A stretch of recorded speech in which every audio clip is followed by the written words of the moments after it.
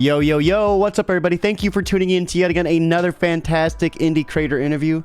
It's your Caper Sarah Cody, and we're keeping it geekly with this is going to be 4-time back-to-back world champion of the Geek Show, Edwin, here to break down Lost Between Worlds. Hour 3 already? Hour 3, issue 4, baby. We're here. Let's the People's go. Champ. Also People's about Champ. to be 4-time champion. One for every issue.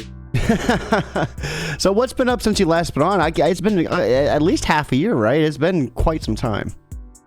Yeah, it has been. Actually, if anything, I don't know, it might even be a year. Issue 3 ran into a little snafu, we'll say, with the printing. We got that squared away. Everyone got their comics. But yeah, that kind of made a delay. I didn't want to start issue 4 until we handled that. And yeah, once it got handled, we're here. Issue 4 is almost done. Gabriel, the colorist, is doing the last 5 pages. So once that's done, it's off to read to letter, and we're good. So the one thing I loved about this series is you, and this has to be one of the very few, like one of the only, I think, comics that really has done this, is you come out with 2 issues per hour, done in like alternate art styles by a different artist. I mean, that is such a cool way to do it. Who are we working with this time around? We're working with a good friend and rival, Brendan Albetsky, a famous artist of Marukiri. And yeah, he's challenging for this baby right here. He's got 3 under his belt, but this is number 4. So Brendan, you know, chasing my tail. But shout outs to Brendan. He's the one doing the latest alternate issue. We always have a different artist coming in. The whole point is to kind of just shout out people's work, showcase it, you know, give some people a chance to read the same issue, but see the differences and why we're doing it. Currently, this issue is the one that has the most differences out of all of them. Like, I don't know if you've seen the latest preview I put out there that he put, but yeah, it's so drastically different compared to the main issue 3. So do you give these artists like a pretty strict guideline to follow, or do you kind of let them do their own thing? For the most part, I let them do their own thing. I give them the script, of course. Of course, they can use the main issue as kind of an inspiration. But I literally tell people, hey, the point is to get the story across, but do it how you feel. Like artistically, if you feel this is right, what's the worst I can say? No. I mean, I might tell you change one thing here or there, but usually I kind of let the artists just do their thing.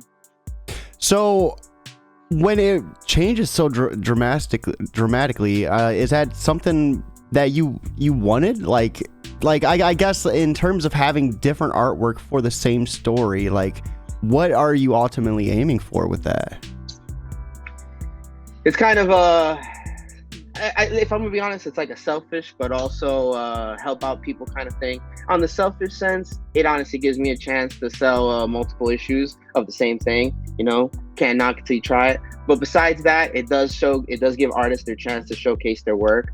I really just want it to be just completely different. Like actually give people a reason to buy, so they can actually see the differences, see this person's artistic view, and just kind of give a whole different light on the same exact story.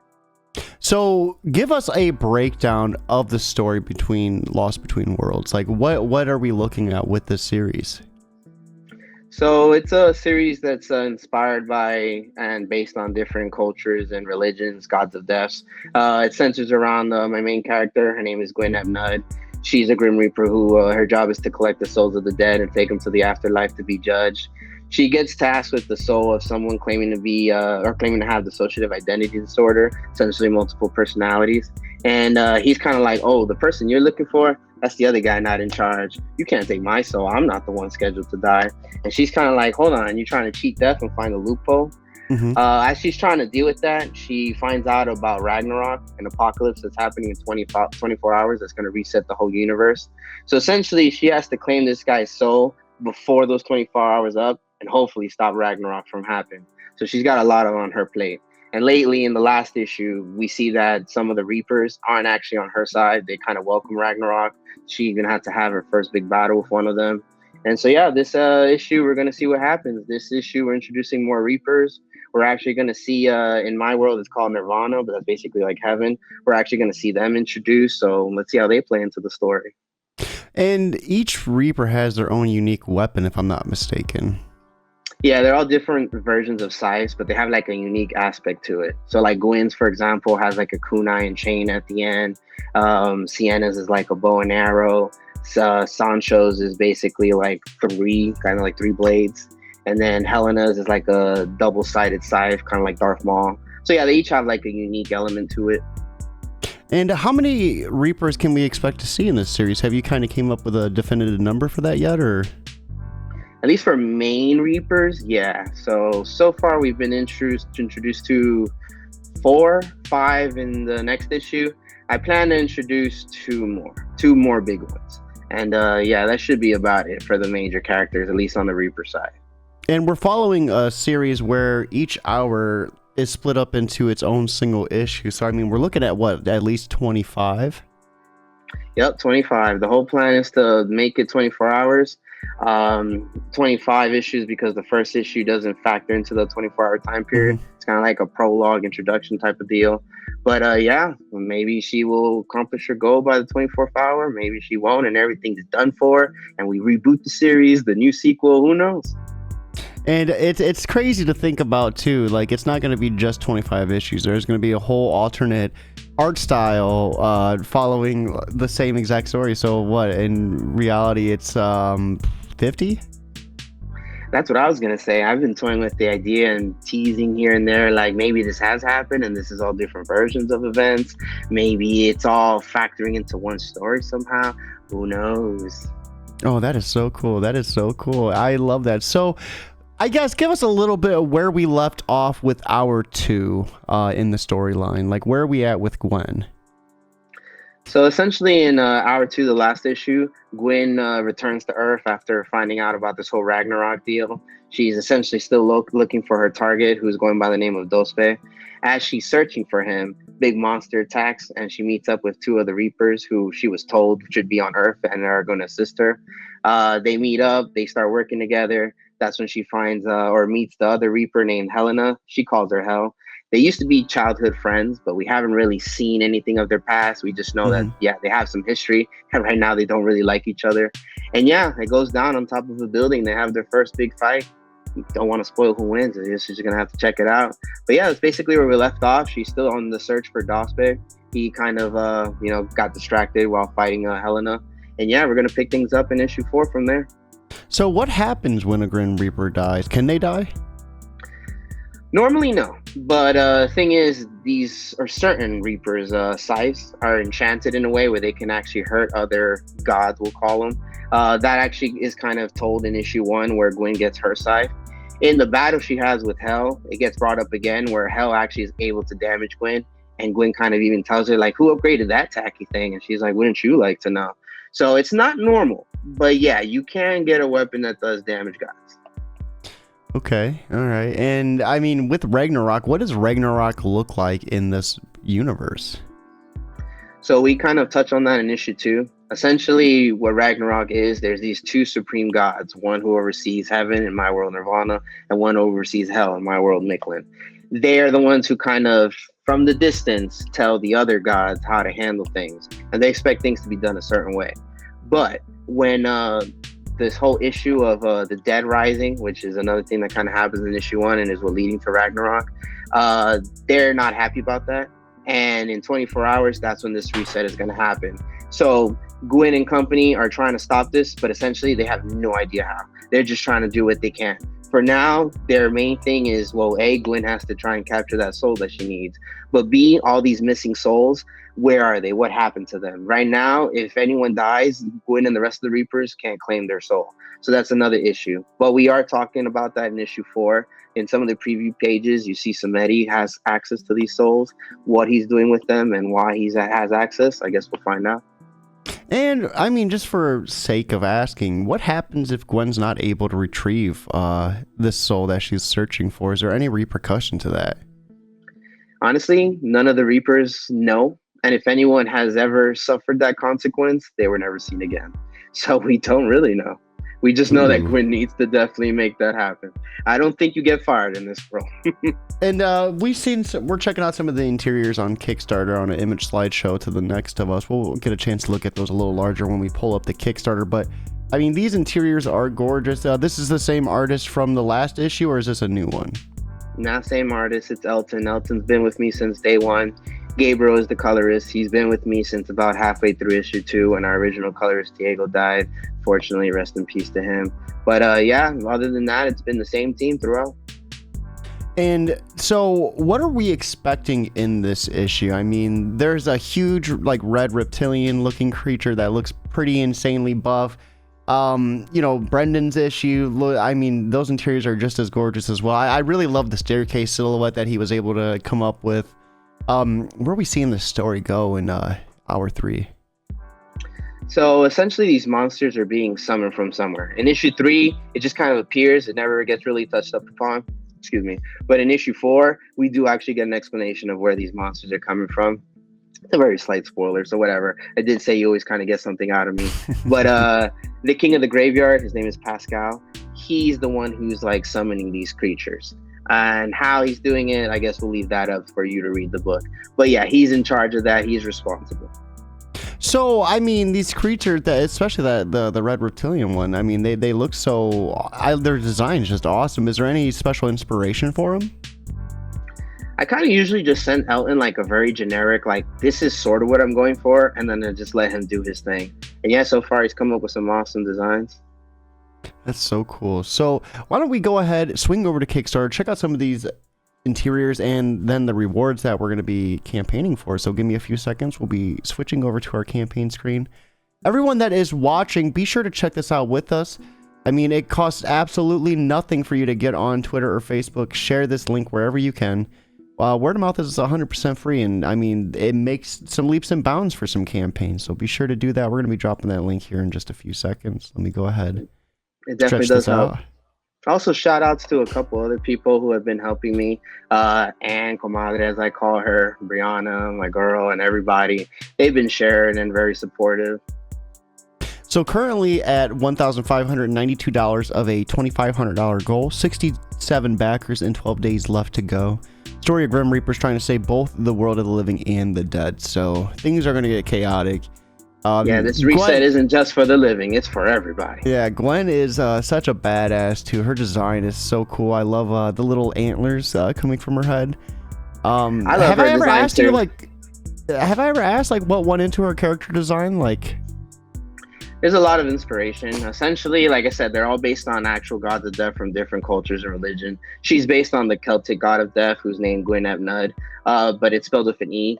And it's usually depicted as a guy. I decided to depict it as a girl because the name sounded feminine, but also being Hispanic, when you talk about death in Spanish, you use feminine pronouns. So it kind of just made sense. And yeah, he's always depicted with like antlers and kind of looking green like that. The rest, though, kind of came from a couple places. It was mainly inspired by Uma Thurman's character, Mia Wallace, in Pulp Fiction, and also from Castlevania. What's her face? I'm blanking on her name right now. But yeah, the vampire from Castlevania, she's an inspiration as well. So we get a chance to meet Azrael? Yeah, Azrael is on the Nirvana side. He's like an angel, the only warrior that they have because, heaven normally don't really have a reason to fight, right? But I guess you got to have someone as a just in case if they ever get invaded or whatever. So he's getting into play in issue 4. But again, how does Nirvana play into things? I guess we're going to have to see. And 2 other new faces too. So I know you mentioned Pascal, but a king of the graveyard. So what special powers or abilities does this character have? Can't really talk too much on him, but you're gonna see him in issue 4 and what he can do. I can say that much. He's kind of want to be secretive about him. You're gonna have to read issue 4 to find out. And then we have what looks like to be a baddie, maybe. Well, he's definitely not happy that the graves are empty. Like the first page you're going to see in the previews with Azrael, that's literally the first page of the comic. He's walking through an empty graveyard, and all graveyards on Earth essentially look like this. Pascal's not a happy camper about that. So yeah, he's definitely trying to do what he can to get these bodies back in there.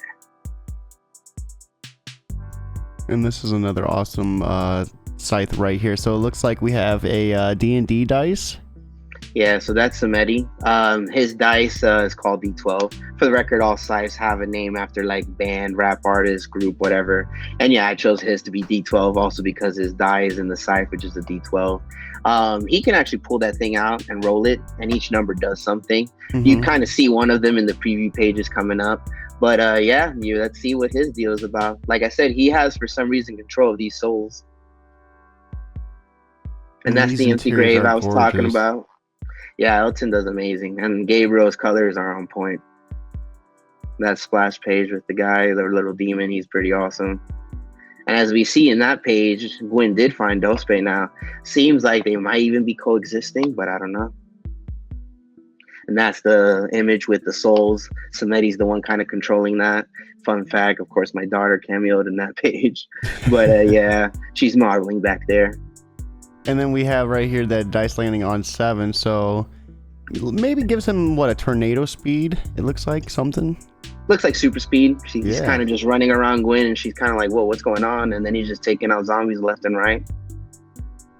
And right here is the alternate version of Issue 3 being done by Brendan Albetsky, and these interiors are just gorgeous. You said this has some of the biggest differences that you've seen within the hours? Definitely. The one page I didn't post in the Kickstarter, but I did post on Twitter, the most recent one of his art. That one is like drastically different. Like it's the one where they're fighting the first demon that appears, and Sienna and Sancho are getting their shots in. The way he did Sienna's shooting of the arrow, she's like in the sky shooting multiple arrows. It's like this one big panel, like completely different than how it was done in the original, that's for sure. And I love how expressive his like the way he draws the facial expressions and the colors. It reminds me very much of like JoJo's Bizarre Adventure. Yeah, Brendan's art is awesome. And so that's going to be our main cover. That's also done by Elton. Just kind of want to represent the chaotic battle that's happening in issue 4, and Dospe and Gwynn kind of fighting side by side. And then right after, very proud of this cover. Not like I did it, but I just love how it turned out. This is Raymond Lawlicker, who did Fallen. And he also just had a comic which recently funded called I Hate the Morning, which is a great pun. Morning like morn, you know. But yeah, he did this gouache painting, I believe it's pronounced. And he did phenomenal. Like the details on the cards and everything are great. I love how he put the face in the glass. Yeah, like I told him I basically wanted this to kind of be like a first person view of Samedi. So that's supposed to be kind of like his face, like is he looking down in the cup, and then you have the games that he loves to play in front of him. I think it came out amazing. Yeah, that's really cool. That is awesome. And huge team of just creators involved with this project as well. You even got a Reed doing letters, so that's awesome. Yeah, man, it's the usual team. Of course, like I said, we always bring in different cover artists and alternate artists. But yeah, Elton, Reed, and now Gabriel, that's pretty much the core team. Hopefully I can finish the whole series with them. They're just great. I highly recommend them for work, as long as they're not working on my stuff. But yeah, they're great. So you can get a digital copy of this for $5. Awesome price on that. The physical coming in at 10. So awesome prices. We love to see that. The physical variant tier at 10 as well, so same price. Digital and physical tier at 15. We have the variant tier coming in at 15 as well, so that's with the alternate art, or that's just with the all right. That's both of them. There is eventually one with the alternate, and then I just added a bunch of add-ons as well if you just want to get whatever you want, specific things like alternate issues you might have missed or variant covers, as long as we still have them in stock, which we do for now. And here's a cool one I don't think I really have seen. Ask a question tier. So you get to ask you or Gwen a question and have it featured in the comics. So what was some of your inspiration for that? Honestly, I remember reading comics and magazines back in the day where they had the Ask the Editor or just like writing questions. I always found those interesting. I always liked reading what people had to say. The responses were usually either funny, snippy, or like revealed things. I felt like that's kind of gone and I wanted to bring it back. So I decided, why not ask me questions and why not ask Gwynn and character questions? Find out things about her character that probably would never come up in the normal sense. We have a catch-up digital tier coming in at $20, so you can get issue 1, hour 0, all the way up to issue 4, hour 3 for $20. Awesome price in that. All in tier, so get a digital and physical copy, plus the variant cover as well. And then catch up physical tier at 30. I mean, you have some awesome, fantastic prices on these. We love to see that.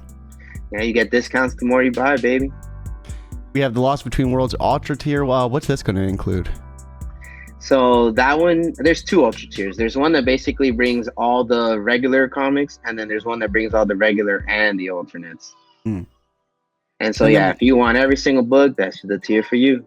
We have a cameo tier too. So got a podcast, comic business, or something else, appear in this comic for just $100. So awesome price on that too. Yeah, I really like the people who have gotten cameos because we've been kind of trying to work them into the story somehow. So, for example, there's this one guy who he's actually the basis for the Dude character that appears in issue 3 that Gwynn saves. I decided, like, his cameo, why not kind of make it like a little funny person that Gwynn rescues? So you might see him every now and then be someone Gwynn rescues. Of course, you know, Anthony and Steven, who do We Have Issues, and they have their own comic Death List. They're in the issues. There's zombies in issue 3. It's kind of like they have a storyline, but it works backwards. So there's zombies in issue 3. In issue 4, we see a billboard of them like advertising their business. In my world, it's going to be like a comic book store. So you kind of see them and you're like, hey, those are the guys who were zombies that Gwynn kills. And then slight spoiler for the next issue, a lot of it's going to take place in a mall. And I want to see the We Have Issues comic book store. So we're going to see their store in the issue. So yeah, it's kind of like working backwards. And then we have the Lost Between Worlds Ultimate tier. So get a physical issue of every single Lost Between Worlds book out so far, including the alternate art style at a discount price. Yeah, so dude, awesome tiers here. Everyone that is watching, right here is a link. Be sure to share that if you're unable to back. You know, we would love to see you back tonight, but if you're unable to, put that wherever you can. Word of mouth is 100% free and it costs nothing. Edwin, with that being said, for anyone who might be on the fence about backing, what would you like to say to them to kind of help push them over that hump? Honestly, I would just like to say, besides just creating what I would love to see out there, I'm just trying to create something epic and grandiose for people who like those kinds of stories. I know people always say for your first series, you should do like a one-off or something short, like 3-5 issues. But nah, man, I've always loved long, epic stories. I've always wrote that in the past, so I feel like that's what I want to do. So if you like epic stories, we're only getting started. I feel like this issue is kind of the last of the explanation of the lore and what we're really going for. And then coming up next issue, we're shooting into the sunset. We're hitting full force now. That's so cool. And I mean, the series has a lot of road to cover as well. You're getting in at a good point to get in. So I mean, dude, even that digital tier is cheap, and you can get all the issues, the catch up tier. So get it while it's still hot. Edwin, you've been on the show before.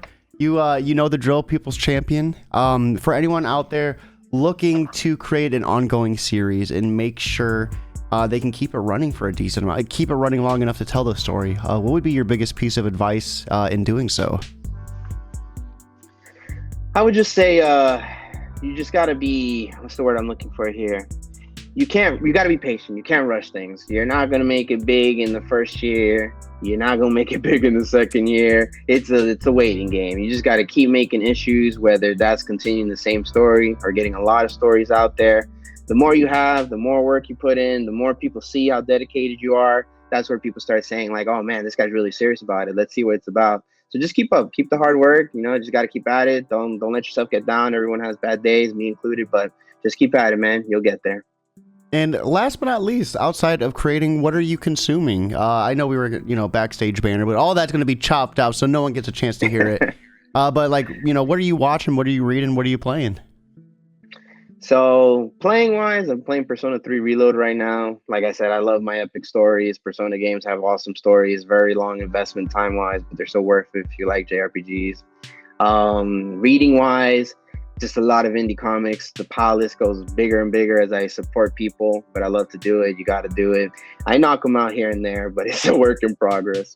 TV-wise, media-wise, you know what I've been watching recently? Even though I've already seen it, I've been randomly rewatching Tenchi Muyo.